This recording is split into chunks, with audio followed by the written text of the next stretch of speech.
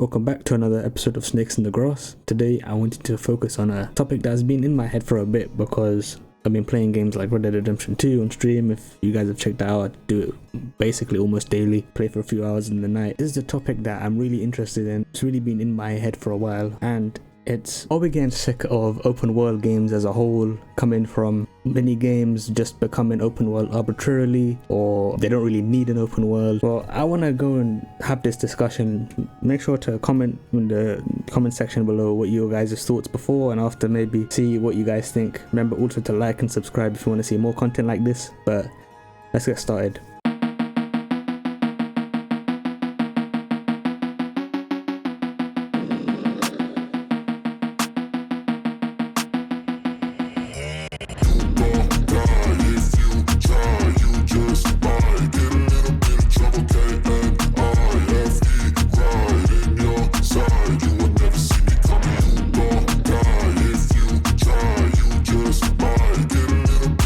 So essentially, in my head, how I've categorized games is world design, or there's really three categories of these types of games. There's a linear game where you go from chapter to chapter, part to part, where you go ahead and you play the game the way the developer intended, and they can really make a well-crafted, well-designed, well-packaged spectacle for you. This, for some games, is a great idea, and some game developers have really lost this thought of having this type of game in their head, and it's really what's been missing from a lot of games recently. Then there's wide linear games, which I would categorize as games that are like, they're linear in nature, but they're areas you go to, you can return to them and you can go back and forth.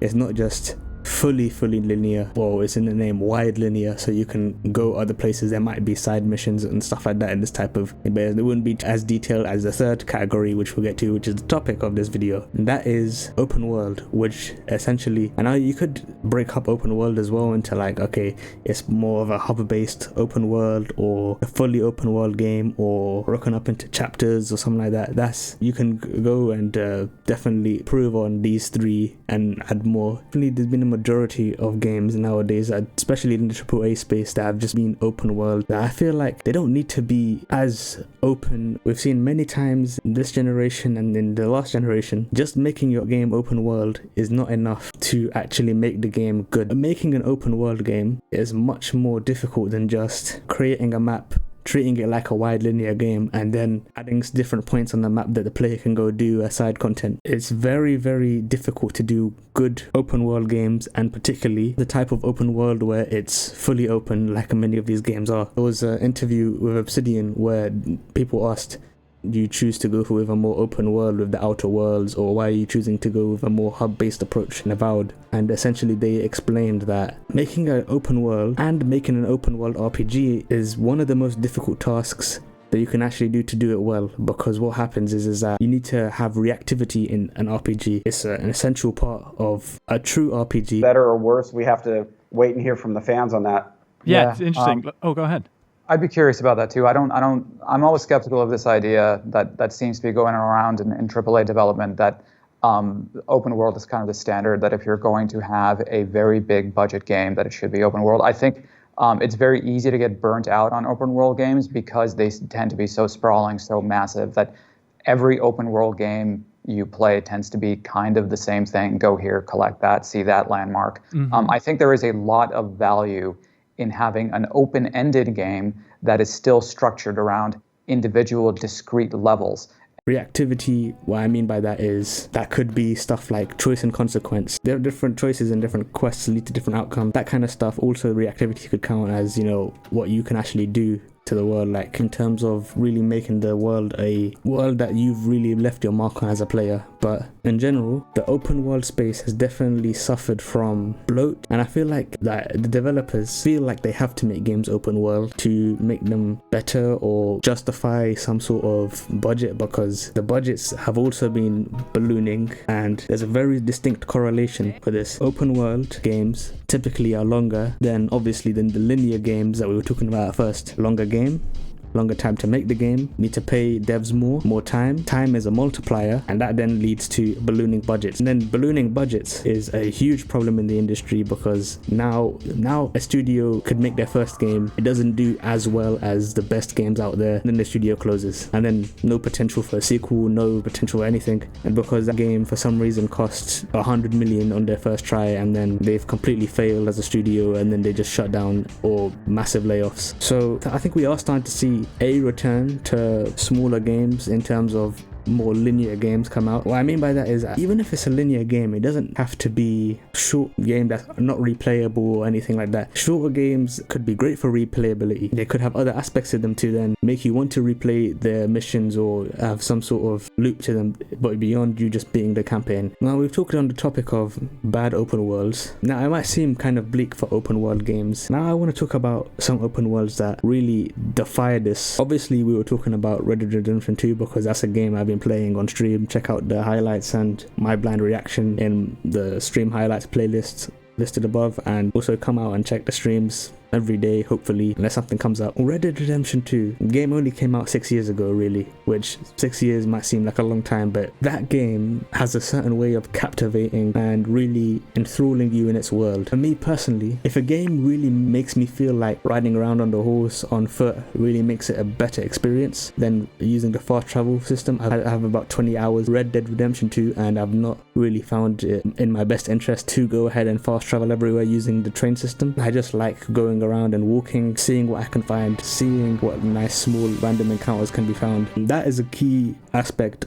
that a lot of open worlds do miss. I feel that these is that random encounters is an example of reactivity. And not just that, from my understanding, I'm not too far into Red Dead Redemption 2, I'm only on chapter 3 as of recording this, but the idea is, from what people have told me in the chat, is throughout the chapters in the game, as time progresses, stuff will happen. So if I do a quest or a mission in chapter 2, maybe in another chapter, that actually will have had an effect on something, like something's been built or something has changed from the result of that mission. And I really enjoyed that aspect of what they've done in the open world and how they've handled side content. Obviously, Red Dead Redemption 2 is just one example of this. Open world games not particularly being in a bleak or dark place in terms of there's no hope for them, many people might think. Let me give a few more smaller examples. Elden Ring, that game, the first time I played it, was so phenomenal in terms of how it opened up the world slowly and how I felt like, okay, the first map was a great size, can't wait to go through it. And then I discovered the second map, the world got bigger. Third map, world got even bigger. I get teleported to Caleb, world gets 10 times bigger, and I'm in the other side of the map. I go down into the tunnel, I discovered a whole underground map. There's different sections of the underground map as well. So there's the overground, and then there's the underground, and then there's different secrets around where there's another,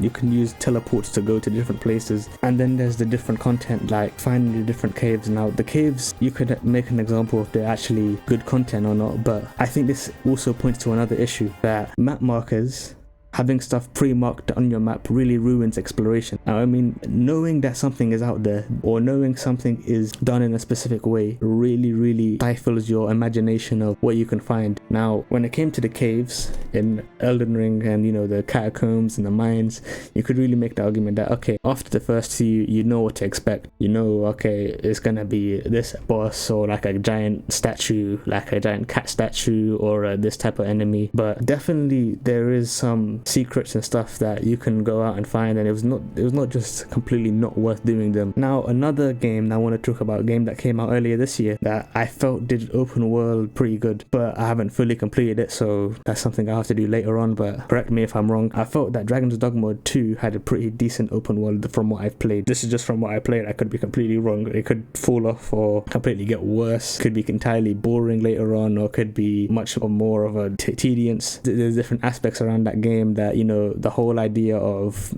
the fast travel system, even if it wasn't intended in the way that it was to seem like it was done out of greed, but just the way it's presented. Okay, they said that you should be able to make your open world fun, and that's why you shouldn't worry about not being able to fast travel. But in terms of the world itself, I did find it interesting how it was interactable as well. There was a lot of stuff like I could call a pawn to go up a ladder or something like that, or they could do a little float thing up. There was different ways to navigate the world. There's different things that you could find out in the world, different dungeons, different places that I found. But yeah, that's Dragon's Dogma 2. I felt that was a great game, but I didn't complete it, so I really need to see how much it develops. Leave your guys' thoughts and comments on Dragon's Dogma 2. So what I'm really getting at is that perhaps not the open world games are not fundamentally doomed. Certain games I feel should be open world. Games like Red Dead Redemption 2. I think open world fatigue definitely exists in terms of, okay, I've played all of this type of open world, in terms of this is all the same copy paste castles or copy paste missions all across the map that I can all see that this is what it is. It's boring, it's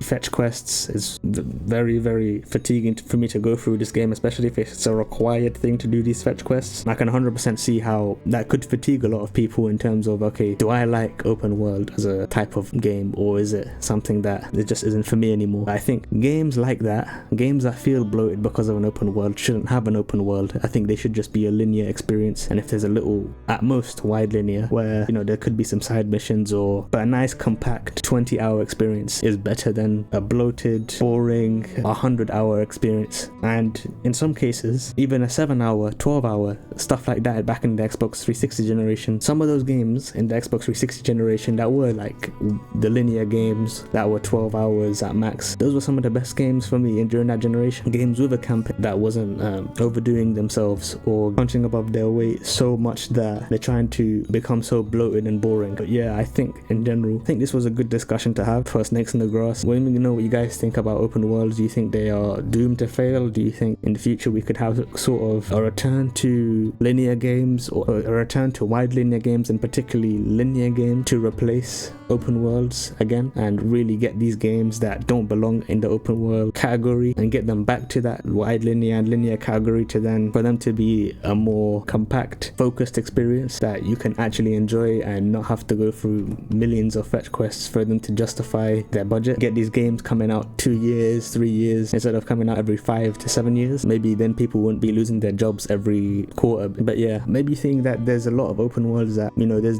okay, you can point out the bad open worlds, but there's been a lot of good open worlds, and there's a lot of good in this genre or type of game. There is a lot to enjoy, and there's a lot of hope in the future, and then we get to see this kind of, maybe there should only be like 1 or 2 big open world games that come out every year that really grab people's attention. But that's the end of this video. Leave a like if you liked it, subscribe if you enjoyed the content you want to support, and Patreon's in the description. Thank you for watching this video to the end. I really appreciate it. I want to do a part 2 to this as well, because this was just me. Snakes in the Grass is just me just shooting some ideas and not really having a script. Maybe I'll make another video like this that's a proper video essay that I write out, but this was just a nice little video that I was just shooting thoughts out. Next video, hopefully.